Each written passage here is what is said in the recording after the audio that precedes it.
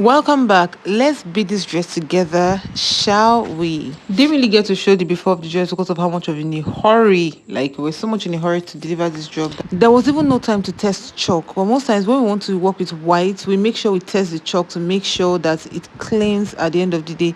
We don't want a situation whereby we finish marking and then by the time we're done beading the outfit, come and clean chalk. Chalk refused to go. Nah, we don't want that. So we test every chalk that we have to know what works. There was no time for it, so we had to use thread to outline it. So I'm going to be using the first bust to outline the second bust. So I did the first bust freehand. I just marked it wherever I felt like putting the thread through. But by the time I wanted to do the second bust, I will come and mark the first bust, come to the second bust, make sure both of them are equal, and then I'll run my needles through. So I measure right there. What I had there is 3 inches. So I'll go to the same position under that bust, touch 3 inches right there and just put my needles through the 3 inches. Just put very little out of it so that the thread can run over it. So I used a different thread. I'm using an orange thread right there because we're going to remove the thread. So you need to use a sharp thread. Orange, red, green, purple, something that would really show, black, right? So that's what I'm doing right there till I get to the end of the bust line. And then by the time I'm done doing that, the design says that we're going to run some crystal beads from one end to the other end. So that orange line you are seeing right there is actually a line where beads are going to occupy from the beginning of the orange thread to the end of the orange thread. So by the time we're done beading the orange thread area where the orange thread is, we'll take out the thread. So this is what it looks like right now. I have finished marking both of them. We're also going to mark the body as well. So I'm coming right here to mark, the body, and what I have there is 3 inches. So I'll just go there and put my needle through that point right there. And then I'll come down again to outline where I want it to come next. So what I have there is another 3 inches. So I'll just keep moving the tape downward and keep doing it 3 inches until I get to, it's a V pattern, so it will actually naturally come down. And then I just keep passing my thread through those points till I get to the point where I want to have it. This is what I would have ordinarily done with the chalk, but I decided to do it with a thread just to show you what using a thread can look like. So went ahead to do that and put the needle right there to bring out the thread. And at this point I just wanted it to come right down to where that boning, now there's a boning at the midsection of the fabric, this boning right here. Now this first line, we're going to be attaching the thread to the boning on the right. And then by the time we come with the other line, we're going to do the thread to the boning on the left, leaving the middle boning standing alone. This is what we mean. But for this middle right here, we're going to take 2 lines from there up to under the bust. If you look closely, you discover that the top part of those other 2 lines where we ended the other line that came from the other side.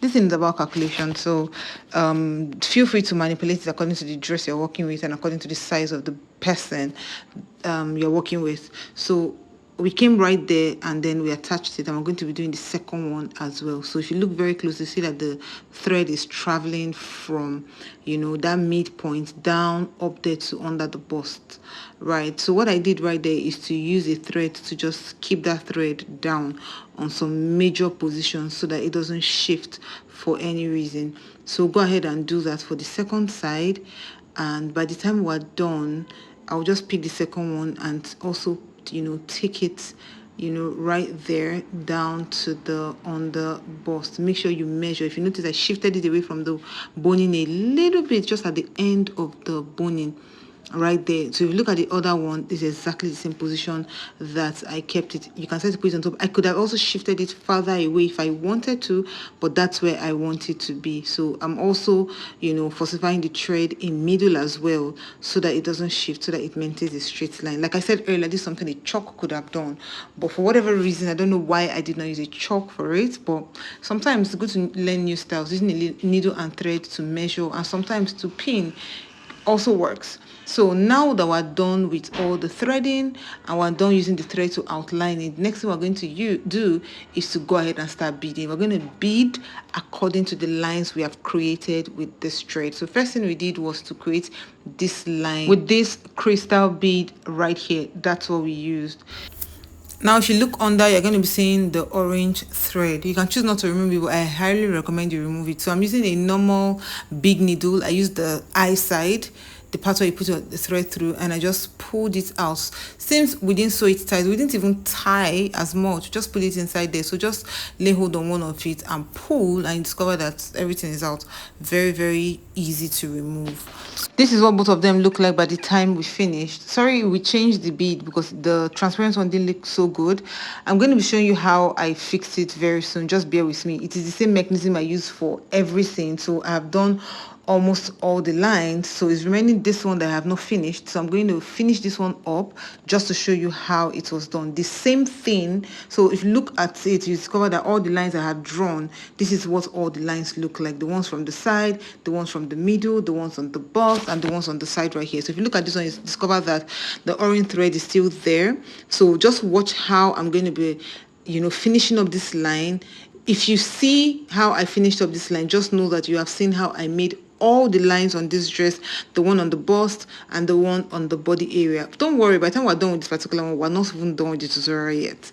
There are other things we need to fix in this dress to make it come out really beautiful. So what we do basically is to let me bring out the thread right here, and then I'm going to be picking 4 crystal beads. The beads I'm using right here is the cone bead in size 4. I put 4 inside the thread. I'll just bring it down right there and sit it on top of that orange line, and then I'll put my needle just in front of the beads and bring it out in middle. Like there are 4, so bring that in middle. So 2 be at the front, 2 be at the back, and then I'll put the needle through the last 2 beads and just bring them out right there.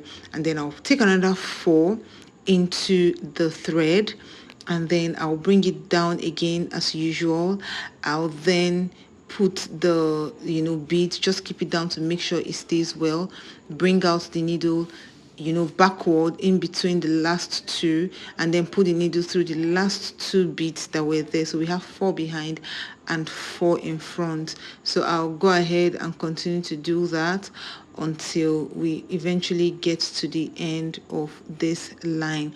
Make sure you maintain the line that you have drawn. If you discover that it's shifting in any way, make sure you adjust it. If not, it's not going to give you the perfect look that you are looking for. So by the time I use an invisible thread, by the way, for this particular design because I wanted it to look seamless. You can choose to use a matching thread, but I'll advise invisible thread depending on the color of the fabric and the color of the bead you're working with. Beading is a whole lot, but we'll consider those things much later. So we've come to the end, and I'll just go ahead to fix those last ones, and I'll just put it into the lace fabric just as a way to hide it, and then I'll just tie. So as you can see, I just brought it out through the beginning of the lace fabric.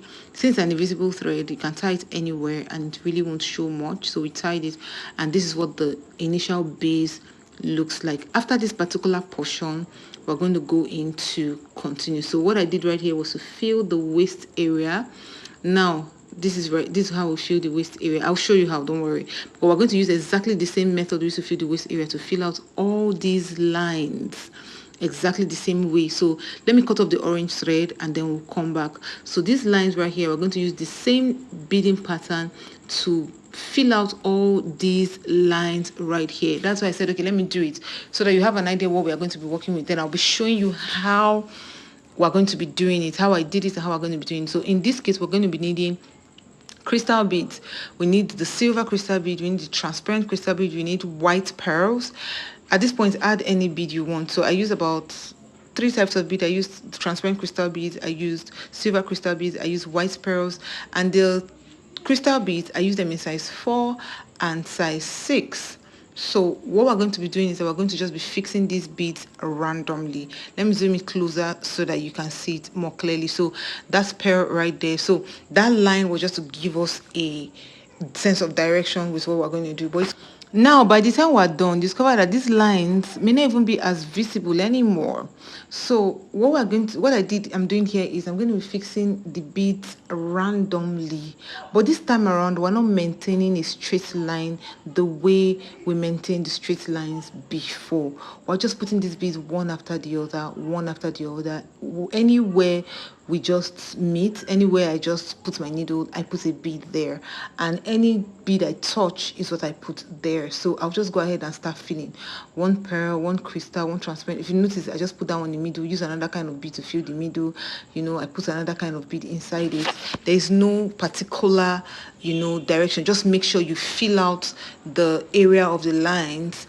Make sure you create a cluster beading area enough to choke the line. So as you can see, the line is not as visible anymore. So I could have used any other kind of beading to create that line, or just even left the line like that without actually left the orange thread like that along the line without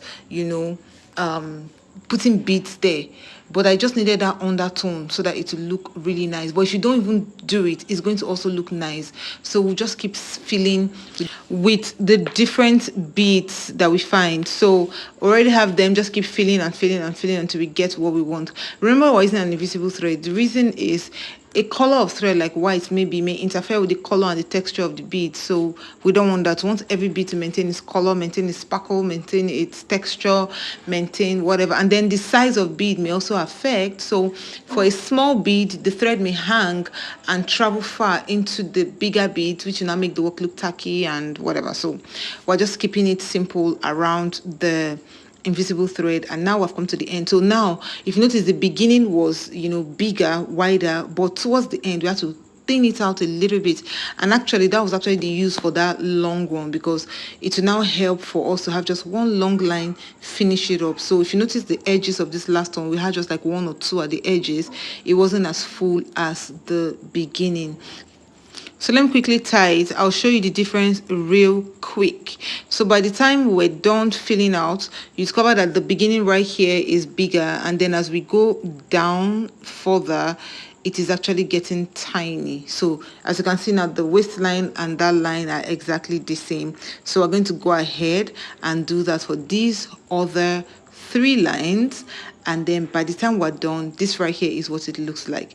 Now if you can, as you can see, I've also filled out the middle, but don't worry, I'm going to show you how I filled out the middle as well, so that you would have a hang. So I'm going to fill out this middle, the mid part under the bust as well. So that's why I left only that portion. As you can see, I used stud, I used the transparent. Now when I did the first one, I didn't add studs to it, but this time around, while filling the body area, I added studs to it. So I had crystal, I had silver crystal, pearl, stud, and transparent crystal. So I used a beading needle in case you didn't know the first time, and then that's the invisible thread I used. And then I'm going to go out to fill out this middle right here for you to see as how I filled the other body. Now this dress was done in a hurry, but I just felt like, let me see how I can scrape out some bits and pieces of the dress. Someone had messaged me once to say, oh, I should be beading on dresses. It's not easy. It's better to just do it in a tambo hoop and be more direct. But this one, just manage the rush and the haphazardness. I hope you got something from this tutorial. I really wish you did, because I feel like it's everywhere and it's probably rushed.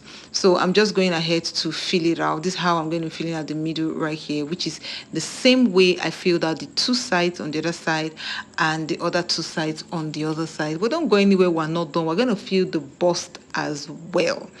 So we're going to go ahead and just keep filling it out. So I fill the edges first, and then I'll just go like from the bottom to the top, and then from the top down to the bottom. It's easier for me. Sometimes another way to do it is to go left, right, left, right. Just do whatever works for you, Shabo.